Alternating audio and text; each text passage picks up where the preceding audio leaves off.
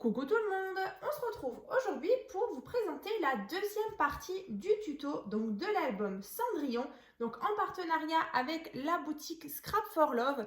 Donc dans la dernière vidéo, je vous ai donc fait la première partie du tuto où je vous ai donc donné les dimensions et les explications pour faire la couverture et la page 0 et la page 1. Donc aujourd'hui, dans la deuxième partie, on va faire la page numéro 2 et la page numéro 3. Bien sûr, il y aura la troisième partie et la quatrième partie qui arriveront très bientôt. Sinon, voilà, vous allez pouvoir retrouver tout dans la barre de description. Je vous mettrai vraiment le lien playlist donc, pour réaliser cet album Cendrillon donc, au complet, enfin vraiment de A à Z. Donc là, comme je vous disais, donc c'est un bon bébé donc avec 3 pages comme ceci, et donc sur les premières de couverture et dernières de couverture, vous avez à chaque fois des petites pochettes comme ça avec des petits livrets. Donc si vous avez loupé justement l'ouverture du colis ainsi que la présentation complète de ce projet, je vous mettrai tout bien sûr en barre de description. Pareil pour le nombre total que peut contenir, le nombre de photos que peut contenir justement ce projet, je vous mettrai tout en barre de description. Dans tous les cas, donc aujourd'hui, on va faire la page numéro 2 et numéro 3. Donc je vais vous remontrer, comme ça on sait de quoi on parle. Alors ce sera assez rapide, je pense. Donc, comme je vous disais, dans la première partie, on avait fait cette page-là et cette page-là, donc 0 et 1. Et maintenant, on arrive donc à la page numéro 2 et la page numéro 3.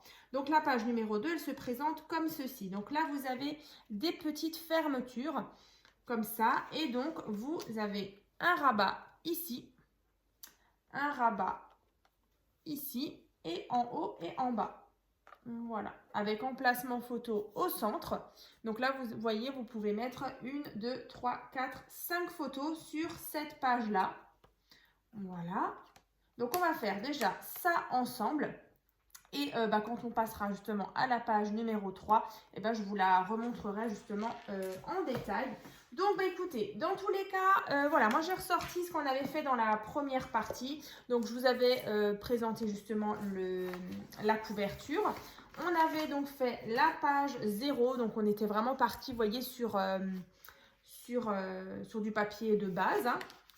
Donc là, hors caméra, j'ai fait ma fameuse petite cascade simple, vous voyez ici. Voilà.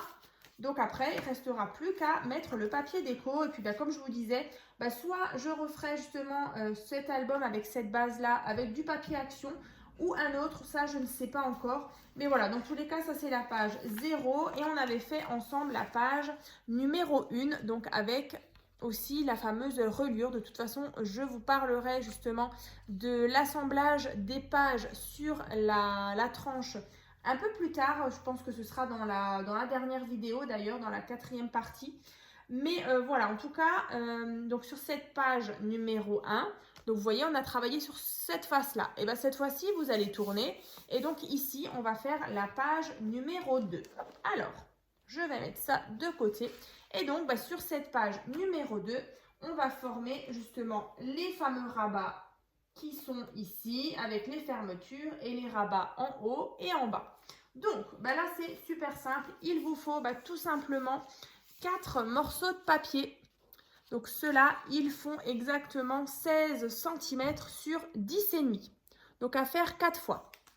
Donc là, on a 1 cm, 15 cm et ici 10,5. Donc ça, vous faites vraiment 4 fois. Voilà. Donc vraiment le petit pli ici. Donc là, vous avez bien compris, je pense. On va donc venir, donc là j'ai bien mes plis sur ma droite. Ici, les plis de la tranche avec la fameuse reliure. Donc là, ce qu'on va faire, c'est nos 4 morceaux de papier donc, qui font 16 sur 10,5. On va donc les biseauter. Alors, on va déjà faire ça. Donc, les 4. 1, 2, 3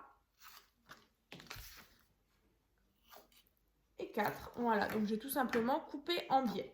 Ensuite, on va venir placer alors ces rabats donc sur le côté gauche ici. Vous voyez, ça va faire comme ça. Voilà. Donc là, en fait, je viens mettre de la colle sur ma pâte ici de 1 cm. Et donc, je viens me placer. Alors là, vous faites vraiment comme vous voulez, mais moi, je ne suis pas tout en bas. Je vais vous dire exactement, je pense qu'il y a 2 cm. Ouais, c'est ça. 2 cm. Donc, de tout en bas jusqu'à votre rabat, moi, j'ai à peu près 2 cm. Voilà. Donc là, je viens me placer comme ceci. Et donc, vous voyez, là, j'ai mon premier rabat. Ensuite, on va placer le deuxième ici. Donc, je reprends un autre. Et là, bah, pareil, je vais me positionner à 2 cm par rapport à au-dessus, par rapport à là. Pareil, 2 cm à peu près. Hein. Alors, yop, un petit peu plus haut. Voilà, histoire que ce soit quand même joli visuellement. Vous voyez que vous avez le même écart ici et là. Et puis, bah, du coup, ici, voilà, que ce soit plutôt harmonieux. Donc là, vous voyez, on a un rabat, 2 rabats, comme ça. Voilà. Ensuite, bah, vous avez vu qu'on a encore une fois un rabat en haut et un rabat en bas. Donc là, on va les placer bien centrés. Donc de nouveau, de la colle sur ma petite pâte de 1 cm. Je centre par rapport au bas.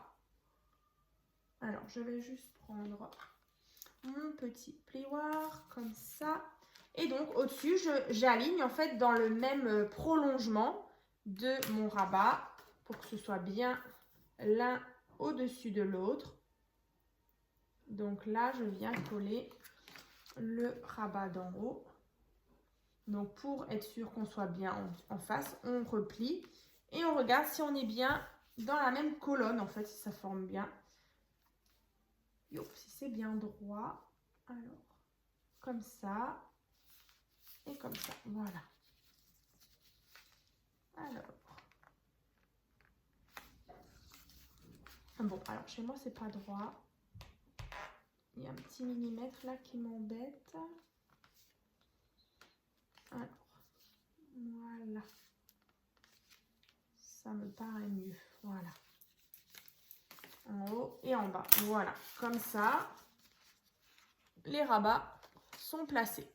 Alors, après, au centre, vous allez pouvoir mettre encore une fois une photo qui fait donc 10 par 15. Donc, vous allez placer au centre. Soit, du coup, moi, vu que j'avais Cendrillon qui était sur le bas, voilà, j'avais monté ma carte. Mais après, voilà, vous pouvez même peut-être, non, dans ce sens, oh, quoique. Même peut-être si vous partez sur 2 photos de 9 par 13 ou une de 10 par 15. Hein, ça dépend comment vous la placez. Mais voilà, en tout cas, ici, comme ça, et là. Ensuite, on avait bien sûr les 2 systèmes de fermeture qui sont là. Il y a celui-ci et donc il y a celui-ci. Voilà, donc on va créer ces deux-là. Donc bien sûr, ils sont fermés avec un aimant, mais vous pouvez mettre aussi des petits scratchs. Donc là, il vous faudra 2 morceaux de papier. Donc ceux-là sont identiques. Donc ils font 10 cm sur 3. Voilà. Donc là, on a 10 cm sur 3, donc 9 cm et un petit pli à 1 cm. Pareil ici. Voilà. Donc là, on peut venir biseauter les petites pattes d'encollage. Donc là, les petits 1 cm. Vous venez couper comme ça en biais. Et là, pareil, vous allez mettre de la colle sur la petite patte. Et on va venir se placer alors par rapport à votre rabat. Alors, je vais vous montrer tout de suite. Moi, je prends ma règle. Je regarde. Donc, on a 10 et demi. Donc, 5,25. Ouais, on est à peu près bon. Que ce soit, voilà, à l'œil, ce soit... Vous pouvez aussi le faire à l'œil, mais qu'on soit, vous voyez, centré. Alors, je vais vous montrer. Là, vous voyez, il faut vraiment que là et là, en fait, il y ait à peu près la même distance, vous voyez, pour que votre pâte, elle soit centrée par rapport à ce rabat. Voilà. Donc, voilà, ça. Et on fait pareil au-dessus. Et donc là, vous voyez, votre page numéro 2, elle est déjà terminée. Donc là, c'est pas compliqué. Et puis comme je vous disais, hein, il n'est pas si compliqué que ça. Après, il faut juste bien suivre au niveau des dimensions. Mais voilà, il est quand même pas trop difficile. Donc là, vous voyez, on a posé les deux petites fermetures. Donc là, soit vous mettez des aimants pour fixer ça, ou sinon des petits scratchs. Donc là, voilà, notre page numéro 2, elle est finie. On a bien mis les rabats en haut, en bas. Et du coup, à gauche, avec les deux fermetures. Donc ça, c'est bon. Parfait. Donc ça, c'est donc la page numéro 1, la page numéro 2. Donc, on va dire que cette page 1 recto verso est faite. Donc, pour le moment, vous la mettez de côté. Ensuite, bah, comme dit, on va partir sur la page numéro 3. Donc, c'est celle-ci. Donc là, on avait un rabat, comme ça. Et donc, une grande pochette ici. J'avais même mis un beau papillon comme ça. Et dedans, bah, en fait, dans cette pochette, on a plusieurs cartes. Donc là, vous avez celle-ci. Vous avez celle-ci. Et là, on avait une petite carte un petit peu interactive, un petit peu pop-up, avec justement Cendrillon. Voilà, donc celle-ci, elle vous a beaucoup plu. C'est vrai que dès qu'on a des petits die cuts comme ça, on peut essayer de faire des petites mises en scène.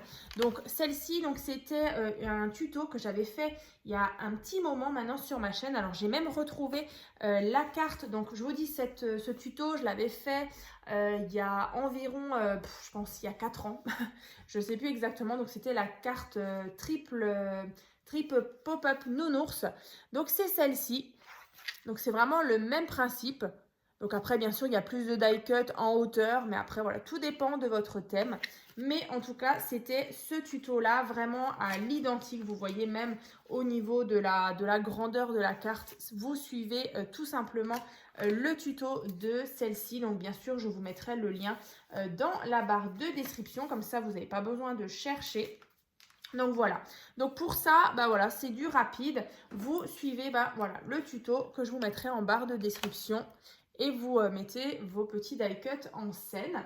Donc là, déjà, vous pouvez glisser les cartes, mais bien sûr, si vous n'avez pas envie de faire cette carte pop-up, vous pouvez rajouter encore et encore plusieurs cartes comme ça ou des carnets. Donc ça, vous faites comme vous voulez. Ici, c'est vrai qu'on a une pochette, vous voyez, ici, je vais vous montrer. Là, vous avez une pochette et là, vous pouvez vraiment glisser encore des autres cartes. Voilà, donc, alors, du coup, comme je vous disais, on repart sur une nouvelle page. Donc, dans la première partie, je vous donnais justement les dimensions des 3 pages qu'on avait à l'intérieur de cet album, justement. Donc, c'est un morceau de papier donc, qui fait 19 cm sur 27. Donc là, on a toujours 1,5 ici. Et ensuite 2 cm, vous voyez. Donc on a notre pâte d'encollage à 1,5, ici 2 cm et donc il reste 15,5 sur 27. Voilà, donc ça on prend notre page numéro 2 pour faire la page 3. Ouais, c'est ça, la page 3. Donc là, la pochette, on va déjà la créer. Alors ça, c'est pas très compliqué. Vous allez prendre donc un morceau de papier donc qui fait 29 cm sur 9 cm.